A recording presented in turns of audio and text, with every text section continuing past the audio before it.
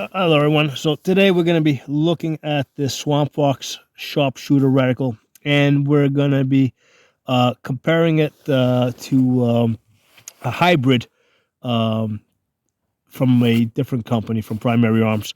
And it's not so much to say that one is better or worse than the other. It's just so that we can compare different things, and you can see what works for you, and also to give the companies some feedback so they can continue to develop products. So this is a mill grid. They don't give us like a ranging ladder or anything like that. So I got this guy over here, and I can see that he is less than 6 mils. Okay, so that means that he's inside of 300 yards with a 50-yard zero. I would just put the top of the chest right there, start banging, and it's going to hit him in the chest or slightly lower in the abdomen. Okay. I got a car over here. So most cars are about 6 feet wide. So again, this guy is this car rather. If we're looking at it lengthwise, let me get the parallax adjusted a little bit. Okay, so I can see that it's inside of 6 mils. So same deal. This car is at inside of 300 yards. And it's probably charging towards us. So what I'm doing is I'm just going to move the reticle, the crosshairs, to the driver's side over there and start banging away. Bang, bang, bang, bang, bang. And remember, as the car's racing towards us, we really don't have a whole lot of time. So that's sick. I mean, I don't think that's the reason why they gave us those fine lines between 6 and 9 mils, but it works really good as a marking point. So I can quickly see where 6 mils is, because it's really handy for being able to figure out if something is is inside of 300 yards. Okay, so let's see. I got another car back there. This one's actually a truck. So the trucks are usually about 8 feet wide. So for the purposes of it charging forward, and remember, it's going to go very quickly from from 700 yards to 600 yards, and then from 600 yards to 500 yards as it's like racing in towards us. So again, we're talking about like Mad Max Road Warrior stuff. So my main concern is like with cars is like, when are they at 500 yards? So that's 4 mils. Okay, so 4 mils to me is kind of like what I'm looking for. And this truck over here is slightly further than that. And that's fine. Now remember, he's just a little bit further than that. By the time I move my crosshairs to the top of the windshield, he's gonna be there. Okay, so I'm gonna start at the top of the windshield. Okay, now his actual distance right now, because I'm measuring him at about 3 mils. 3 mils is 700 yards. Okay, so he's really at 700 yards. By the time I get my crosshairs, take my safety off, he's gonna probably be closer to like to 600 yards. I'm gonna go to the top of the windshield, start blasting. The bullets are going to drop down to the to like near the bottom of the bumper, right, towards his front bumper. And then as he continues to charge forward towards me, they're going to start rising up through the engine, up to the driver area. Okay, and then as he gets closer, and I can start seeing the driver's face, I'm going to transition to the driver, start blasting there. Okay, so that's my method of dealing with a charging car. I want to know when it's like at or really close to 500 yards, because that's when I want to start opening fire. Okay, so let's zoom back just a little bit. Let's go to some other targets. Okay, so I have a red dot offset on my non-dominant eye, which helps me get on target really quickly. All right, so got this guy over here. Yeah, he's inside of 6 mils. I mean, it looks like he's at let's see he's inside of 6 mils. So we're gonna have to spend a little time with this guy and see. He's let's see, at about 5 mils. So 5 mils. Let me refer my notes, is 400 yards. Okay, so you got to kind of work with, like, I mean, you can sit there and do the calculation. Okay, but there's certain things like that you want to have like cheat notes on. Okay, so I don't have to sit here and do like 60 inches times 27.77 divided by 6 mils. So these are things I just want to have these cheat notes ready. Okay, so We said I forgot what we said. If we measured this guy at 5 mils, 5 mils, 400 yards. My holdover for 500 yards is 2 mils. So I would just go down 2 mils down, start blasting. Pew, pew, pew, pew, pew, right there. Okay. Okay, so let's see. Let's transition to another guy over there. Okay, so this guy, we can always see this guy from the waist up. So he's like about because he's sitting sideways. I'm going to say he's like 2.5 mils from the waist up. I'm going to double that. That puts him at 5 mils. Same deal. He's at 400 yards. Use the 2 mil holdover. Bang, bang, bang, bang. Okay. Let's go a little further back. Got this guy over here standing up. Let's zoom in on this guy a little bit. Okay, so we can't quite see his feet. We kind of have to guess where his feet. He's at about 4 mils. Okay, so 4 mils. Same thing, 500 yards. Okay, so he might be 550, but you know what? I see, I'm going to hold for 2 mils right there. Pew, pew, pew. And if I'm off a little bit, because you always want to favor closer rather than further. Because if I'm off a little bit, well, the bullets will drop a little bit closer to a little bit lower on his body, rather. Okay, zoom back. Right, got another guy here. All right, we got Captain America. So go to his feet. 3. I call him about 3 mils. About 3 mils. 3 mils, 700 yards.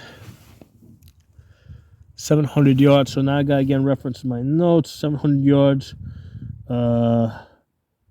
7 mil holdover. Okay, so the thing is to hold for 7 mils, I gotta go way down there, so I can either dial back a little bit on my magnification and hold for 7. Now he's out in the open, so I think I got a little bit of time with this guy. So what I'm gonna do with this guy is he's not aware that I'm on him. So I'm actually gonna dial up. So this is the Swampfox Patriot. So I'm gonna dial up to 6. That's basically, that brings me around to the 0 and then go back to the 1. So now I'm 7 mils up. Okay, so now I just hold my crosshairs on the target. Pew, pew, pew, pew, right there. Okay. Now, one of the things I have found with this crosshair design is if you're on a dark target, it can be a little hard to find the center because you're always going to be like on a dark target. Okay. Now, at that distance, we're looking for splash. Okay, we're looking to see where the impact, because is there. See, I can see that there's a wind. That looks like it's like a 7 to 10 mile per hour wind, based on that wind ribbon over there. So at 700 yards, basically the wind hold would be about this is for a 5 mile per hour wind. It would be 1.5 mils. So that's 5. This is almost double. So I'm going to say about 3 mils. So it's a 3 mil to the left hold. But wind dropped. Forget it. Just get on the crosshairs. Pew, pew, pew, pew, pew. Now, let's say the wind picks up. We're looking for splash. And then let's say we see that the bullet impacts 1 mil down and 1 mil to the right on that dark dot. Right? That's in the snow right now. Then we just transition that dot to the target. Now, one of my complaints, let me dial back a little bit. One of my complaints with this Christmas tree, right? And that was one of the criteria for buying this scope. You had to have a Christmas tree.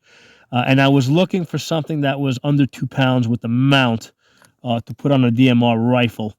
So that's how I ended up with this. But here's the thing. I'm paying a price in terms of eye box because it's got a 30 millimeter tube. Eye box is not great. Okay. 34 millimeter tube is a lot easier to work with. But anyway, as far as this reticle, like let's say we're holding there, if we look at the dots, because if we look at the dots in the Christmas tree, they give us like some really fine measurements. Okay, let me see if I can just get in the snow and zoom you guys up, zoom you guys out. So they give us some really fine measurements that I think are overkill, and not because it's not good to have those fine measurements, but if you go to the half mil line, right, where there's a good chance where the splash might impact, there's no dots there. So they either need to put those fine dots at half mil intervals as well, right? Or they just need to decide that they're not going to have that type of fine detail and just give us like either just 1 mil dots or maybe 1 mil and half mil dots. Because right now they've got so many dots on that Christmas tree that it ends up looking like a straight line rather than having fine dots. So those are my thoughts on that. It's like because they would have to, in order for those fine dots to be useful, they would also have to give us that same information on the half mil line. Okay, so let's go to Thor back there. All right, so you can see the kind of detail. So let's see if we can zoom in and mill this guy out. So we can't, again, this is always going to be a problem. The feet are almost always going to be hidden. He's at 3, 2.5. This is a little bit more than 2.5. We always want to favor closer, so let's go 3 mils. So he's at about 700, probably 750, since the other guy was at 700. So the holdover for 700 before was 7 mils. You know what? Let's go 800 would be 9 mils. Let's go 8 mils. Okay. So what I'm going to do with this guy, let's get on him, because we've already dialed up 7 mils. So what I'm going to do is I'm just going to drop, rather than dial, because I could dial up another mil, but I'm just going to drop down the Christmas tree and take my shots right there on the 1 mil line. Pew, pew, pew, pew, right there, pew. And again, we're trying to spot impacts so we can make our corrections. So if you look at, like, let's say the wind, because there's no wind, there's very little wind over there. Let's say the wind blows it, because we're holding it, let's say it blows it a little bit to the right, but like a half mil. Let's say we're holding at 1 mil, but let's say it goes like a half mil down. You don't have like those fine dots to make that correction, which is fine, but it's just like kind of pointless to have those type of fine measurements 1 mil apart, but not at the half mil line, because like the space from his chest to his groin is like 1 full mil. Okay, so it's very likely that the impact might actually be like, because we're holding for 1 mil, it might be 1.5 mil down and then a little bit to the right, but look how much empty space is there, which is fine. I can kind of, like I can go with a scope. Like a scope can be fine if it's just got like 1 mil measurements, and you just know if that's like how fine the measurements get on that scope. But this gives us like all those dots, which I think is like a little overkill when it doesn't have them also on the half mil line. So that's just my thoughts on that. All right, so I'm gonna hook up a different scope now. And again, not so much to say that one is better or worse than the other, but just to kind of give us like a point of comparison, and you guys kind of figure out for yourselves what do you think would be better for you in a combat type of situation. Okay. So I mean, one of the benefits, because a lot of people look at these mil scopes and they think that those dots are just for holdovers, and that's not what they're for. They're for range estimating. Okay, that's they're for trying to figure out how far something is first, right? Because you got to know how far something is first before you can figure out what your holdover is going to be and what your holdovers or what your win holds are going to be. Okay, so that's what they're for first. First, you got to figure out the range, and you can't just count on the rangefinder, because if I was trying to range estimate that guy out there, what's going to happen is if I'm trying to range estimate Thor, right, and I send a laser beam out there which spreads out, by the time it gets out to like 700-800 yards, it's going to spread out. It's going to hit this tree in front of it. It's going to hit other stuff, and it's going to give me a false reading. So that's one of the reasons why you cannot depend on a rangefinder when you're looking like in an area that's like crowded with other things in the foreground. Okay.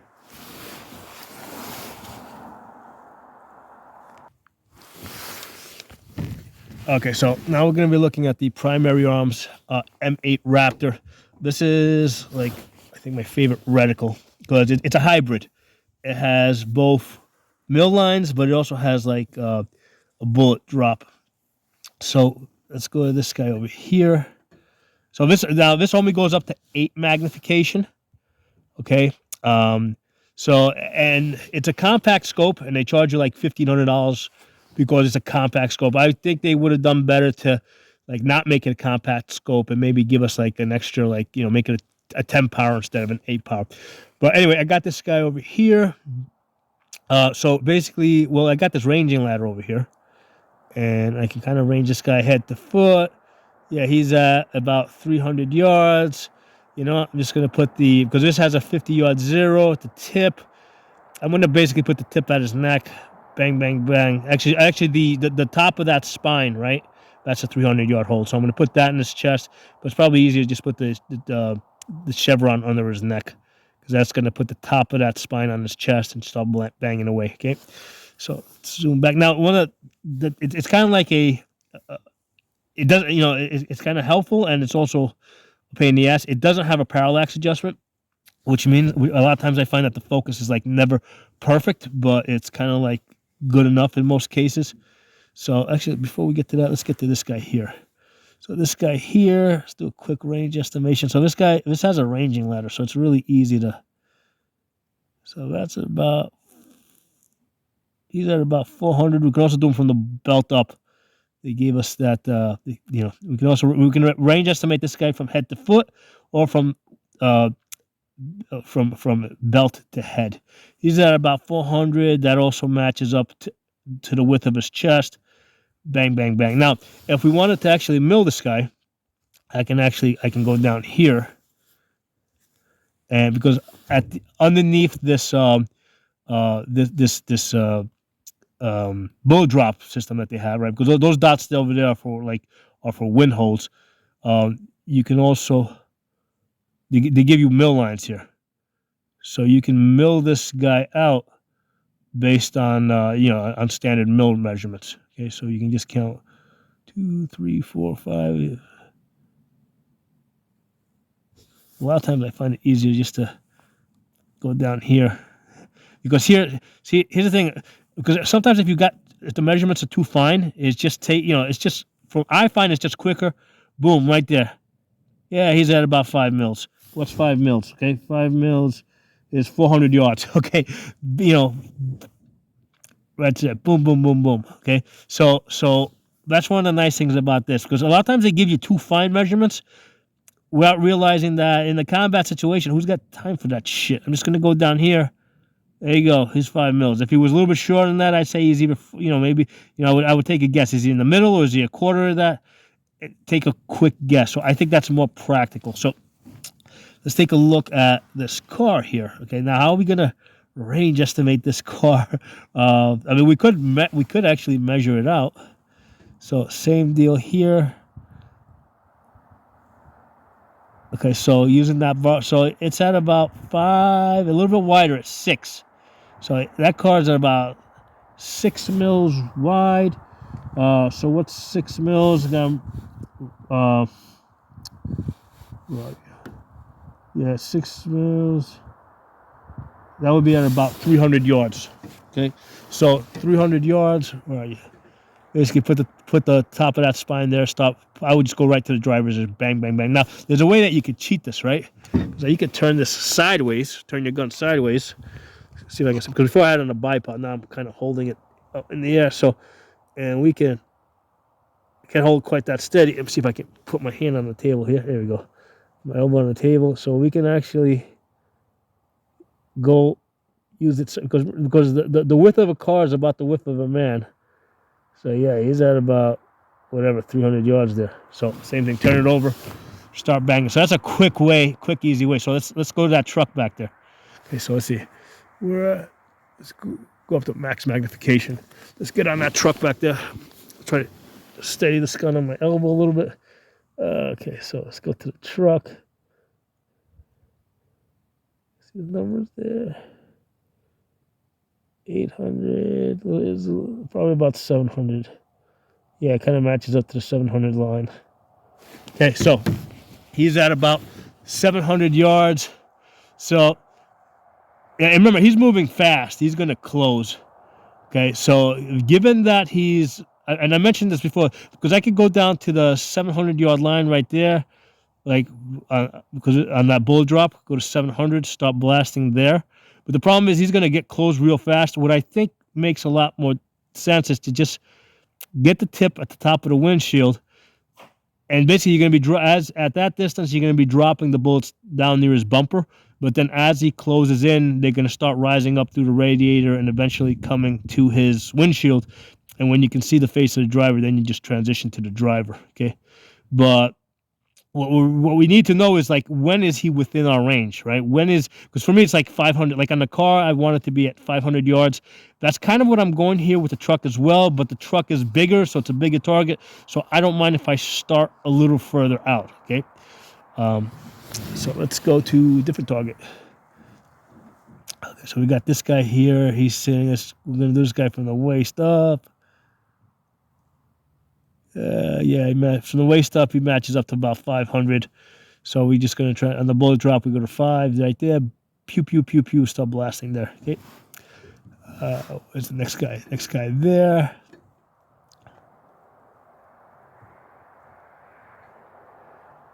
Probably around 600. Transition 600 on the bullet drop. So with this type of scope, right there, pew, pew, pew. With this type of scope, we're not dialing. There's no, we're not turning the turrets and stuff like that. We're just using the reticle for our holes.